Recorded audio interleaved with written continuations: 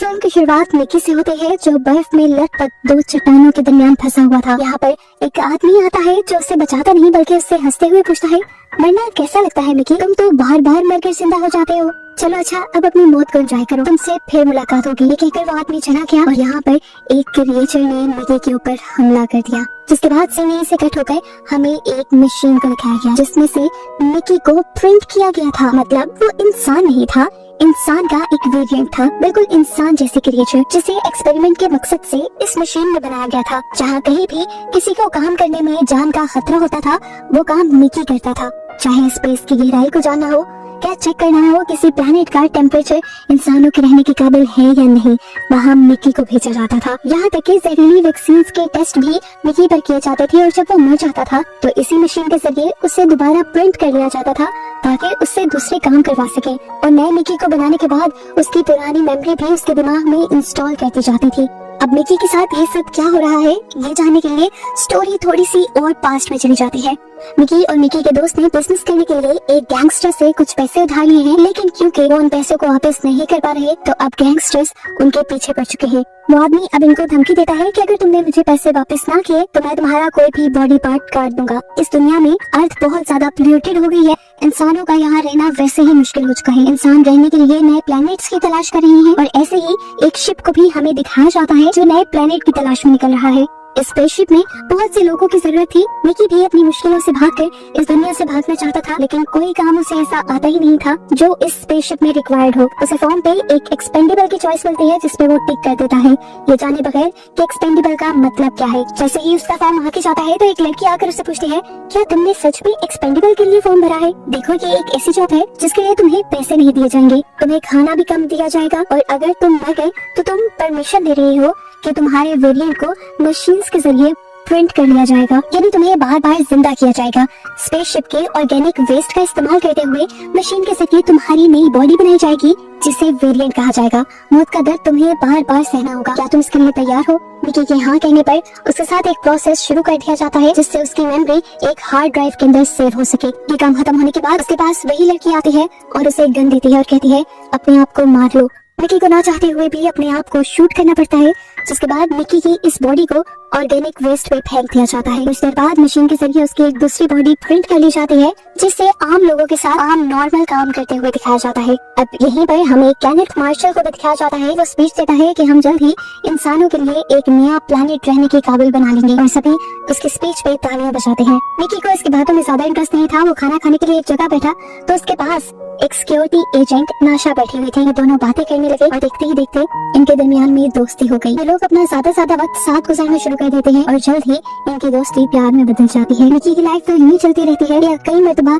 उसे मार दिया जाता है और दोबारा प्रिंट है, दोबारा जिंदा होने के बाद भी वो नाशा के पास ही आता है। और फाइनली ये लोग नेफिलिम प्लैनेट के पास पहुंच जाते हैं। यहाँ पे बर्फ थी जिससे पता चला कि यहाँ पर पानी के साथ साथ ऑक्सीजन भी मौजूद है, लेकिन क्या यहाँ का एनवायरनमेंट सांस लेने के काबिल है भी या नहीं, ये चेक करने के लिए मिकी को प्लैनेट पे उतारा जाता है। उससे मास्क हटाने को कहा जाता है जिसकी वजह से यहाँ पे मौजूद बहुत सारे बैक्टीरिया उसके अंदर चले जाते हैं। उसकी तबीयत बिगड़ने लगती है और उसके नाक से बहुत ज्यादा खून आने लग जाता है। मिकी के अंदर की बैक्टीरिया को चेक करते हुए साइंटिस्ट उन बैक्टीरिया के खिलाफ वैक्सीन बनाना शुरू कर देते हैं। इन वैक्सीन को बार बार मिकी के ऊपर टेस्ट किया जाता है और मिकी को नेफिलिम प्लैनेट पर भेजा जाता है। इस एक्सपेरिमेंट के लिए लगभग 12 से 13 बार ये लोग मिकी की जान ले लेते हैं और आखिर फिर एक ऐसा एंटीडोट, एक ऐसी वैक्सीन बनाने में तैयार हो जाते हैं जिसको लगाने के बाद इंसान नेफिलिम प्लैनेट पर सांस ले सकते थे। एक्सपेरिमेंट के पास होने के बाद अब मिकी के सारे और क्रू मेंबर नेफिलिम प्लैनेट पर उतरते हैं। इस प्लैनेट को एक्सप्लोर करते हुए एकदम से बर्फ की चट्टानें हिलने लगती हैं और एक जवान लड़की बर्फ की एक चट्टान के नीचे आ जाती है। ये जानकर सभी लोगों को बहुत दुख होता है।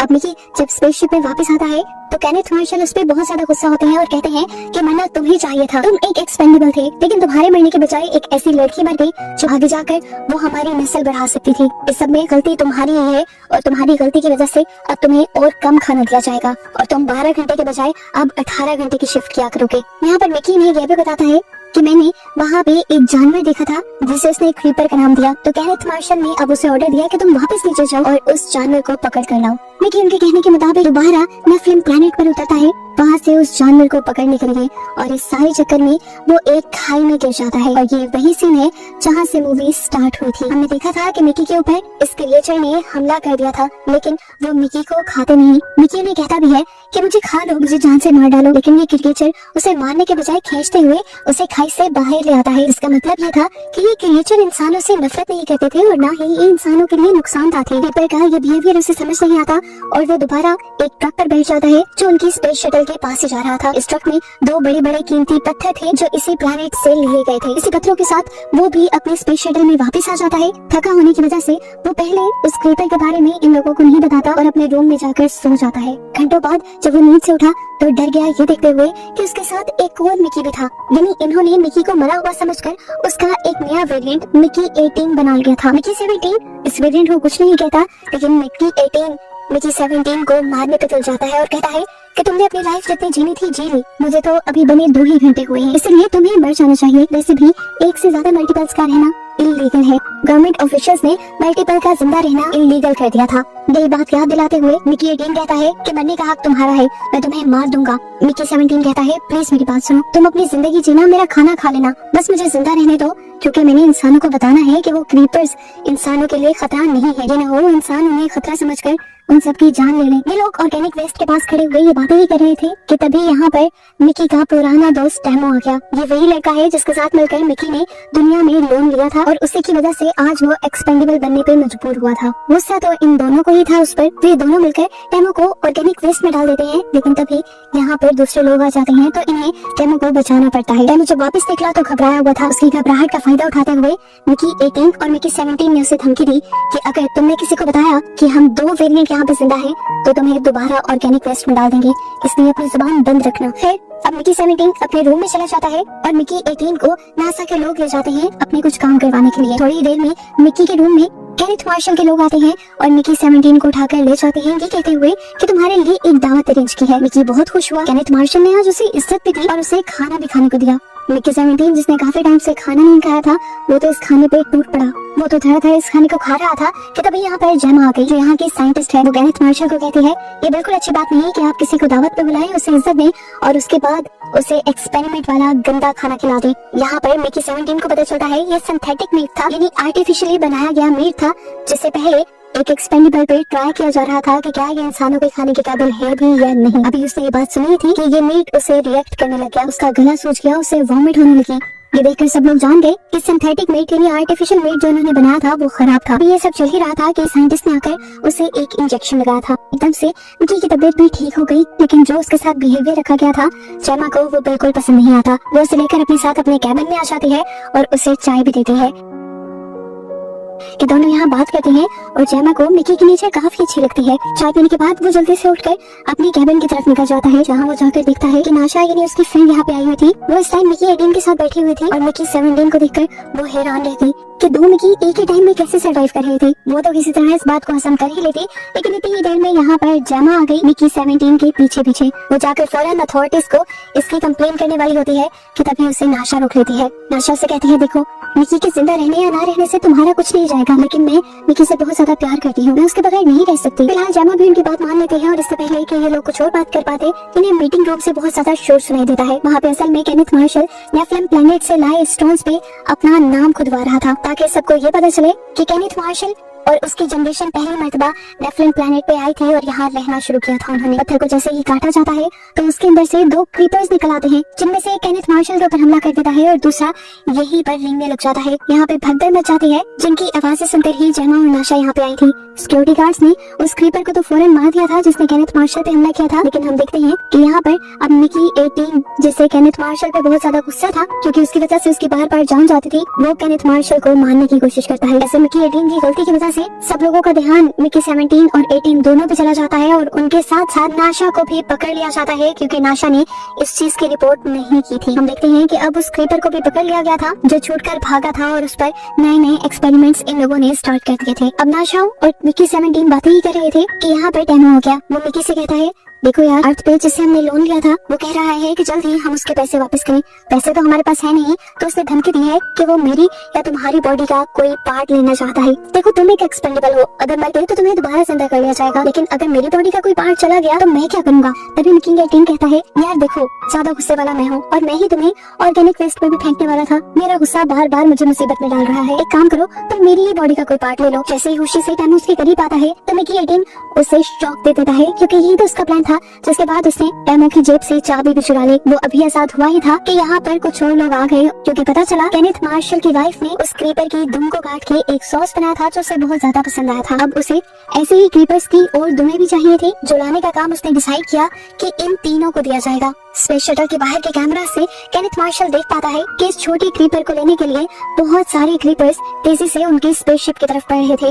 वो तो इन सबको मारना ही चाहता था, लेकिन फिर उसके सेक्रेटरी ने कहा कि इन क्रिएचर्स को मारकर क्या होगा, आपको तो कोई फायदा नहीं होगा, पहले इन तीनों को जाने दें और इनको अपना काम करने दें। जब इन क्रिएचर्स की दुनिया आप लोगों को मिल जाएंगी, उसके बाद मार दीजिएगा आप इन्हें। नाशा को उसकी बातें सुनकर बहुत ज्यादा गुस्सा आ रहा था। वो केनेथ के ऊपर बोलने लग जाती है, चिल्लाने लग जाती है, कितने बेहिस इंसान हो, अपनी जुबान के टेस्ट के लिए तुम इतने क्रिएचर्स को दर्द दोगे, तुम्हें बिल्कुल शर्म नहीं आती ना।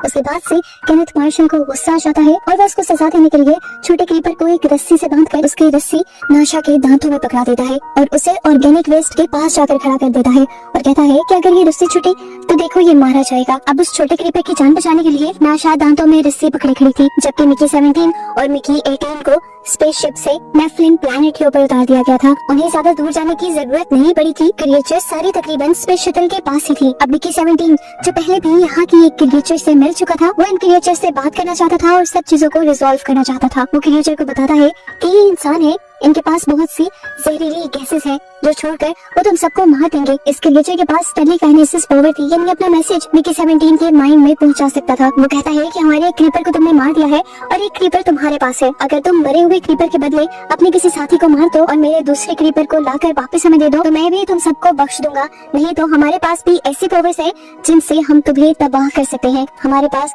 कुछ ऐसी साउंड वेव्स निकालने की ताकत है जो तुम्हारे कान क्या तुम्हारे दिमाग तक को फाड़ देंगी। इसी चीज की एग्जांपल देने के लिए वो क्रिएचर जोर से चिल्लाने लगती है। ये आवाज इतनी ज्यादा भयानक थी कि मिकी 17 और 18 को अपनी जान बचाने के लिए अपने कान बंद करने पड़े। मिकी 17 ये बात समझ चुका था कि ये क्रिएचर्स बहुत ज्यादा ताकतवर है। यही बात वो बताने के लिए स्पेसशिप के कैमरा के पास जाता है और हाथ हिलाकर ये समझाने की कोशिश करता है कि क्रीपर के बच्चे को छोड़ दो। नाशा उसका ये इशारा समझ चुकी थी, लेकिन केनेथ मार्शल को लगा कि मिकी उन क्रिएचर्स से कुछ बातचीत कर रहा है। केनेथ कहता है कि बातचीत तो मुझे करना चाहिए, मैं लीडर हूँ। पीछे से उसका सेक्रेटरी भी कहता है, जी सर आप बाहर जाएं, आप उनसे बात करें, उनको मारने तो वैसे ही हम वाले हैं, लेकिन अगर आप उनसे बात करेंगे तो ये हिस्ट्री में लिखा जाएगा और लोगों की नजरों में आपकी इज्जत और भी ज्यादा बढ़ जाएगी। केनेथ मार्शल को यहाँ ये भी लग रहा था कि बात करनी जब मैं चाहूंगा तो दोनों मिकीस को तो मन जाना चाहिए, इसीलिए वो उन बॉम्ब्स का रिमोट अपने पास दे देता है जो मिकी 17 और मिकी 18 के सूट में लगे हुए थे। यहाँ केनेथ बाहर निकलता ही है तो नाशा भी उस छोटे क्रीपर को बचाते हुए इन सबसे लड़ते हुए उसे बाहर ले आती है ताकि ये क्रीपर अपनी माँ के पास जा सके। नाशा भागकर इस क्रीपर को मिकी 17 को दे और मिकी 17 जाकर ये क्रीपर उसकी माँ को पकड़ा देता है। लेकिन जैसा कि